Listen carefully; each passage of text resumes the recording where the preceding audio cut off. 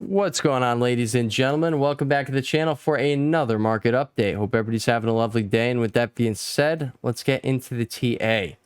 All right, guys. So the video, this thing has went absolutely berserker here, and it showed everyone that, hey, even when you think no one's going to be buying at all-time highs, people are still there to buy at all-time highs. All right, guys, it went up. Someone bought it. Simple supply and demand. Someone did it.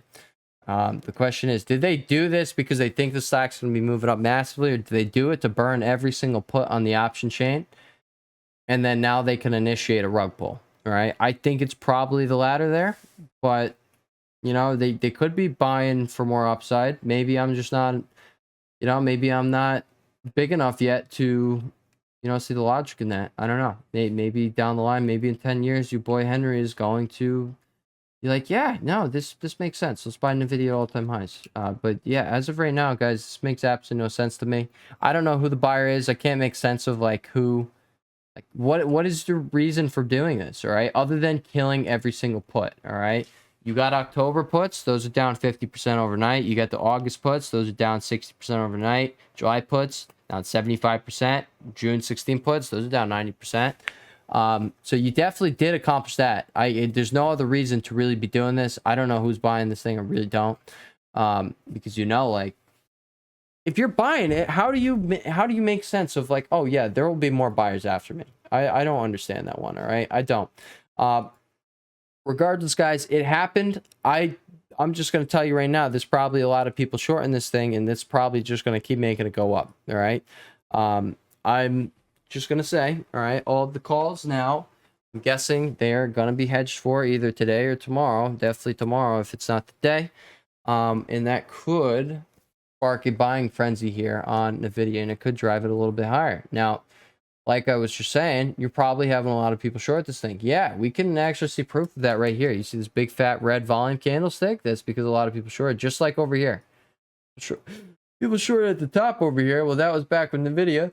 Hit a high of 263.99, all right, and then came to a low there the next day of 251.30. Well, guess what? Then it just kept going, all right.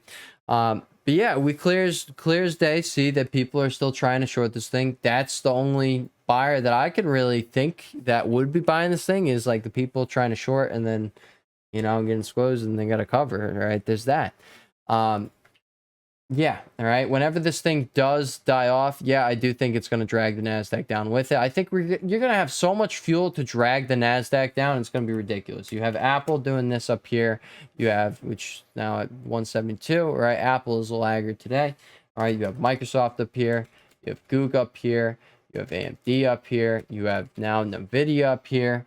All right, all of these things are just doing... They're doing insanity, all right? And then you still have Bitcoin just not participating at all in this. So that is so sketch to me. It's ridiculous, so sketch. I'm actually going to point out right now, guys, ES and SPY are so clean in comparison to QQQ and NQ. So I will be giving more weight to the TA done here on ES and SPY on this channel over QQQs and NQs. Why? Let me just show you why instead of talking about it, all right? Why did buyers step in here? I have no idea.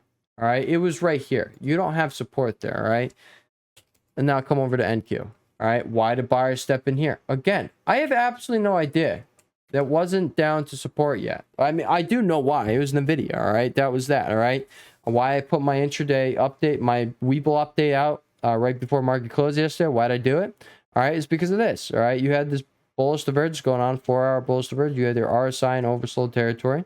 All right, and you were literally right at the bottom of the range from falling all the way up here down through the top of the range, and you came right to the bottom of the range. Now, what this did show me is that you had a move start here, went all the way up here, came right back to its place of origin, and actually went a little lower. It's not at all a strong move.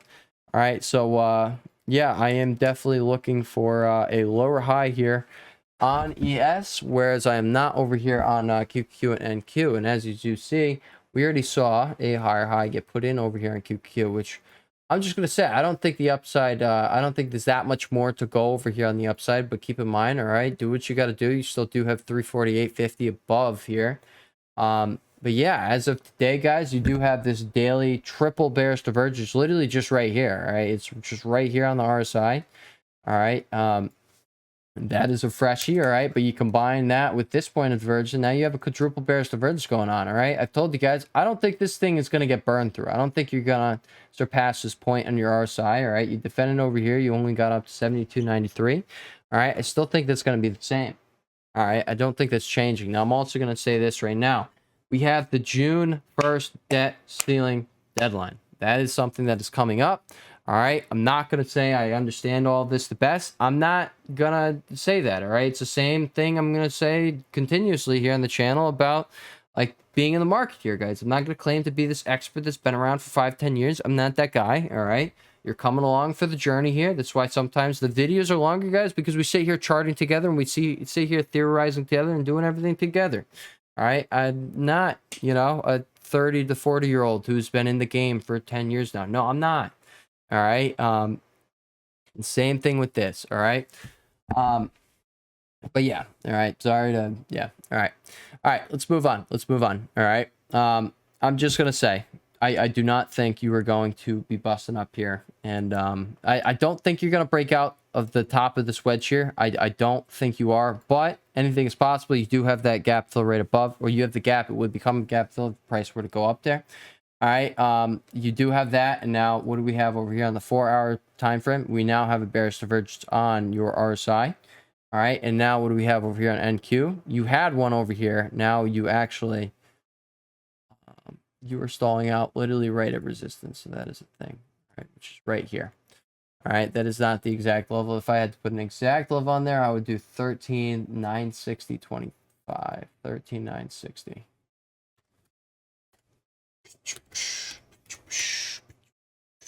There is the exact level I will be watching here. All right. Regardless, guys. All right. QQ does have the bearish divergence. That was something in yesterday's video that I was saying, like, hey, it doesn't have to happen. All right. But it's kind of just that clear as they sell signal. There's that. And actually, I'm going to bring you over here to Apple, which this is why I say, like, hey, we might actually have a little more room to go to the upside here. All right. You do have, you know, you had your RSI and your CCA down here, oversold territory. All right, not quite over here on the RSI, but this is literally what I was telling you guys the other day. Like, hey, you're either going to, Apple's going to be getting this bounce here, and we're going to see this decent size bounce on QQ, or we're going to go a little lower, or get a really decent bounce. All right, and that is what seems to have happened. All right, now I did think if we were going to get a decent bounce, I thought it would come out of here, but this is what I was saying earlier in the video. I'm going to be giving more weight to my ES analysis, my SPY analysis over NQ and QQ, and that is just because I'm still going to be trading these, but that's just because, yeah, you guys see these technicals just aren't as clean. What the heck caused you to bounce here? I understand what's giving you resistance, but like, hey, clear as day over here in ES, you went from the bottom to the top. Like, this is so easy to play. There was that. Also, you see here on the 15-minute time frame, this was going on right here as you were coming down into your area of, you know, your reaction spot right there. You had the triple bearish bullish diverge over on ES. So on your 15-minute RSI. Yeah, definitely much cleaner price action over here. All right, guys. I don't want to talk your ears off. I am looking for a sell. I'm just going to let you guys know that right now. All right. Nothing has changed. Guess what? All right, ES has came back to the point of origin here. So yeah, it's definitely weakness here. I don't think we are going to come out and take out this high. So it's just, you know, that's what I'll be watching here. Let's actually put that on the chart right now. Put that high on the board, which was 422.725. Oh, perfect. It literally was spot on. All right. So that's what I'm going to be watching. I don't think that is going to end up breaking. Let me just show you why. All right. You have a high, you have your low, you have your lower high. All right. You got your lower low, lower high. Now we're going to need to see if you get up here. I'm just going to show you right now. All right. You're going to want to come down here and you're going to want to make you, if you're bull here, you want to come down a little bit and you want to form another higher low, or not another one. You want to form that higher low, and then you want to come up here and you want to break that. If you break this, so if you get this action right here, what that does is it validates this is your higher low. And that means you now have your trend change. So this is how you identify in real time, guys. This is exactly how I would go about doing it. This is how I do it in the Discord over there. All right. Exactly how it's done. But guess what? All right. I still don't think you're going to come out and take out that high because, yeah, I you know, it literally showed itself to be the weak move. So there's that. It's just my opinion. Doesn't have to happen, but showed itself to be the weak move. Probably is going to prove to be the weak move. You got this going on over here on QQQ. All right, right here at this high. All right, let's just see how we're looking on the lower time frames. All right, you did have this bearish divergence on the 15-minute RSI up here. All right, it's yeah, you had an ever so slight bearish divergence going from here to here. So you know, it does show us on the lower time frames that you know, weakness is starting to be in the air, and I'm going to reiterate what I showed you over here, guys. All right, this thing can keep seeing some buying pressure, but the only thing it's, you know, causing that is going to be shorts getting exposed. And whenever this thing does start to finally sell, guys, I think it is going to be rather violent. I think whoever just took that position, I think this move here, it was done for a reason. I think it was done to kill every single put on the option chain here. All right. Also, like, you now have another one of these massive factors here, a massive one of these components here, not factors, that can now tank the markets. All right. All of this, guys, Nvidia alone with the you know, with the semiconductors that it was influencing over here. All right. You moved QQQ 2%. All right. Apple did not do this. I was watching Apple yesterday. Microsoft, Apple, Google, the big boys, they were not responsible for that move. All right. It was solely the chip stocks that did that. All right. What that move just did on the chip stocks is it now allowed, like, hey, you now have that extra fuel there to bring down QQQ another 2%, 3%, whatever it may be. All right. You now have people going from here to here. This was equivalent to 2%. So if you come back and give down that move, yeah, QQ is going to fall at 2%.